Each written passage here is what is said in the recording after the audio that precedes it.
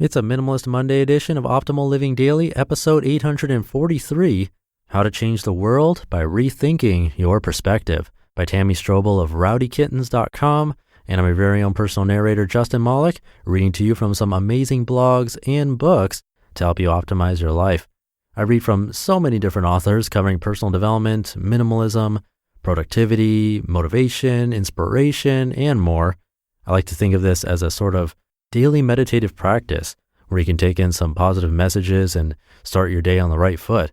Or end your day. Some people like to say my voice works well for making them fall asleep, which can be good and bad. Anyway, before we get to the post, hiring? ZipRecruiter has revolutionized how you do it. Their technology identifies people with the right experience and invites them to apply to your job. They find great candidates for you. Try it for free today at ziprecruiter.com/old. ZipRecruiter, the smartest way to hire. And now let's get right to the post as we optimize your life. How to Change the World by Rethinking Your Perspective, by Tammy Strobel of rowdykittens.com. Quote, I believe that examining the hidden impacts of all the stuff in our lives is a way to unplug, which is the first step toward changing things. Annie Leonard. A few days ago, I started reading The Story of Stuff by Annie Leonard. I haven't finished the book yet, but so far it rocks. The book prompted me to think about why I write and why simple living is important. I write to help others, to constantly reevaluate my own beliefs, and to be part of a community. I started this blog as a personal journal and to rethink my worldview. My goal is to create social change through simple living, a social movement of people who are living simple, authentic, and uncluttered lives. It's my hope that the writing on this blog will inspire you to join a movement of change and to rethink your perspective on life, community, and relationships. This blog has never been about scolding or trying to make you feel bad. Rather, I want to foster a community where we focus on positive change and how we can help others. Further, my hope is that you will question the status quo, your consumption choices, and your worldview. I worked in the movement to end violence against women for over 10 years in a variety of capacities. I provided counseling services to rape and domestic violence victims, did research, and public policy advocacy. During that time, I learned a lot about what it takes to sustain a vibrant, fully inclusive movement for change. Most problems, like violence against women, are systemic and are connected to the economy, public health, and the rights afforded to women across the globe. More importantly, I learned that we are all connected. I think it's important for activists in any movement for change to examine problems from a holistic perspective. I consider myself to be a systems thinker. System thinking means considering an issue's effects on broader systems like the economy, the environment, and public health. That's part of the reason I write about such a broad variety of topics, from downsizing to living a car-free life. Money, jobs, and people operate within systems. How we choose to live our lives and whether or not we're involved in our community has a huge impact on broader social systems. Here are some of my overarching beliefs about simple living, why I think it's an important concept, and how simple living can change your life for the better. Number 1, saying no to the wasteful consumption habits will bring happiness and health to your life. Like Annie, I am not against stuff.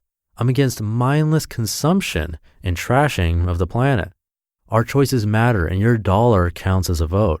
I think it's essential that we share products and are mindful to weigh the true cost of an item against the potential benefits. Stuff isn't inherently bad. When I purchase stuff, I buy from local artisans, thrift stores, and ask questions about where things are made and by whom. Rather than mindlessly consuming and then throwing things out, I think we should value stuff, share stuff, repair stuff, and truly appreciate who created the item. In the end, I think it's about questioning what is enough and what we really need to be happy and healthy. Study after study shows that once our basic needs are met, more stuff doesn't bring us happiness. In fact, it often leads to depression. Saying no to consumption and getting off the work, sleep, eat, shop, repeat treadmill will bring an incredible amount of happiness and satisfaction into your life. Number 2, doing what you love will give you an opportunity to help others. Open your own doors. It's so easy to let the lizard brain get the best of us. But it doesn't have to be that way. We can make beautiful art and make a difference. Even if you aren't 100% happy with your job, there has to be at least one area of your position where you feel you can make a difference and help others. If not, you can do something. Consider sharing your ideas on a blog, volunteering, or spending more time with your friends and family.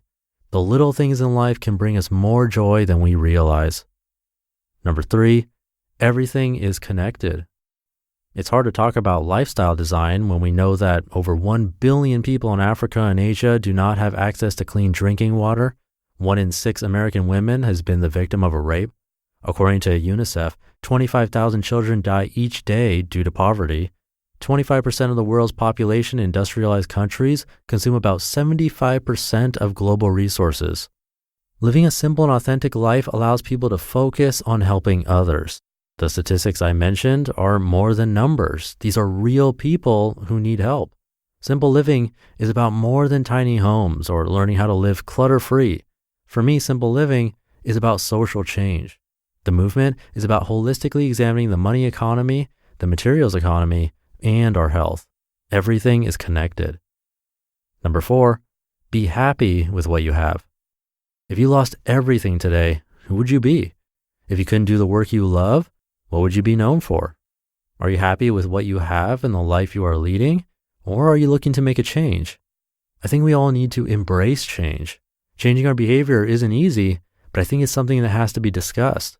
We can't ignore pertinent conversations about capitalism and the amount of resources used by Americans every day. I think we can live a good, authentic, and intentional life without consuming so much stuff. Number 5, reading will open your mind. Reading a variety of material is one way to open your mind to different perspectives. Changing behavior isn't easy, and it doesn't happen overnight. I'm still sucked into consumer tendencies. However, I'm able to keep them at bay by not watching TV and reading as much as possible. Without books, amazing blogs, and indie newspapers, my perspective would have stayed static. I wouldn't have learned about the benefits of simple living or the interconnected nature of so many important issues. I'm far from perfect and always look for ways to expand my horizon and knowledge base. Number 6, getting connected to your community will improve the world. I truly believe connecting to a like-minded community and being open to different perspectives will improve the world. We can't create any kind of movement without community or the ability to listen to opposing viewpoints. You might not agree with me, and that's okay.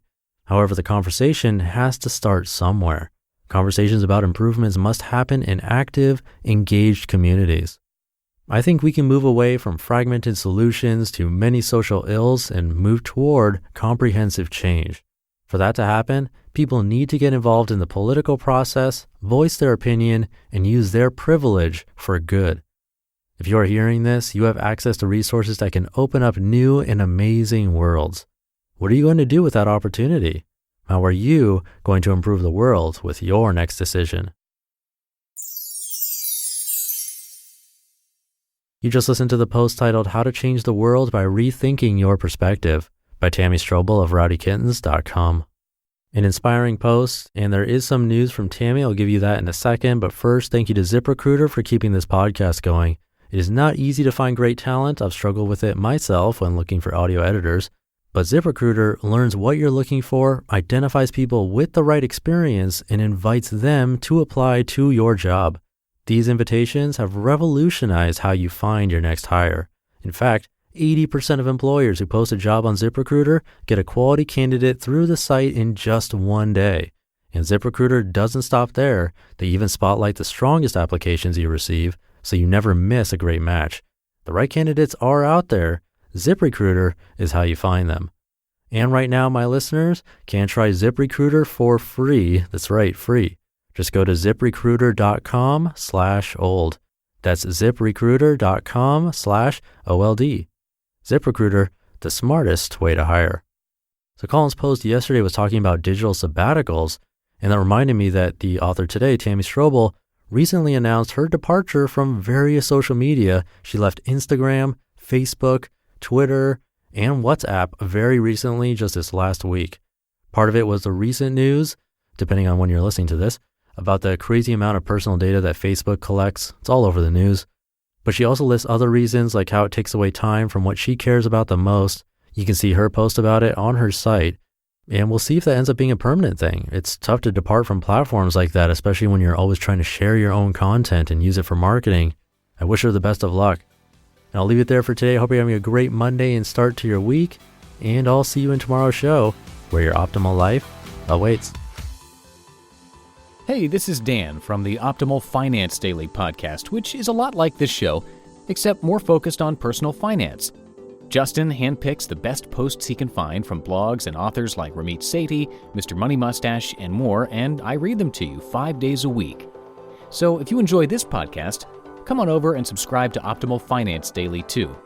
And together, we'll optimize your financial life.